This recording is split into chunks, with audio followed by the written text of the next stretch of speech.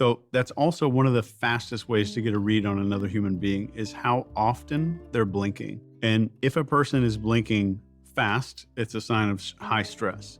If they're blinking really slow, it's a sign of focus.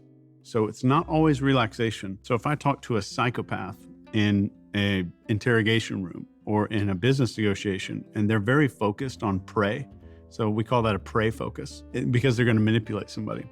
Their blink rate will almost be a 0. If I talk to somebody who's being deceptive, their blink rate can go up to like a 75, 80 without us even knowing it. So one of the reasons that blink rate is so reliable is that it's unconscious. We don't realize the shifts in blink rate and we don't manually control it very well. And if all that I would ever need to teach somebody, you don't have to count or know how many times per minute it's going on, is if I'm in a conversation, I'm going to start the conversation and say, is the blink rate normal? Does it look fast? Does it look slow? So what I'm really looking for in human behavior are changes. So if I'm on stage and let's say I'm doing a keynote and across the room, I'm making eye contact with all these people and I start seeing an increase in audience blink rate, I know I need to change the subject or change the topic right away. So would you be looking at one particular person? No, so Generally, yeah, so I would look at all of these eyes and pretend like I'm looking at one human. okay. Does that make sense? Getting an average of the... Yeah, so as I'm looking around, how many blinks do I see? And I'm gonna pretend as if that was one human eye.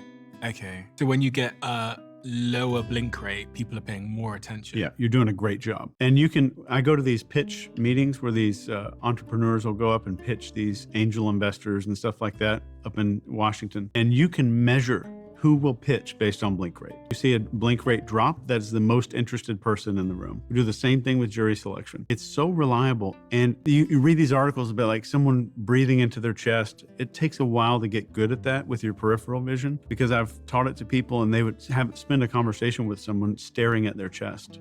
And especially if you're talking to a woman, it's a bad idea. So blink rate is incredibly reliable. To recap that skill, I start a conversation. Does it look pretty normal? Is it pretty fast or kind of slow? Then I'm gonna look for changes. And that's all I'm looking for in a room of people is what's changing. So 70 is deceptive and 0 is psychopath.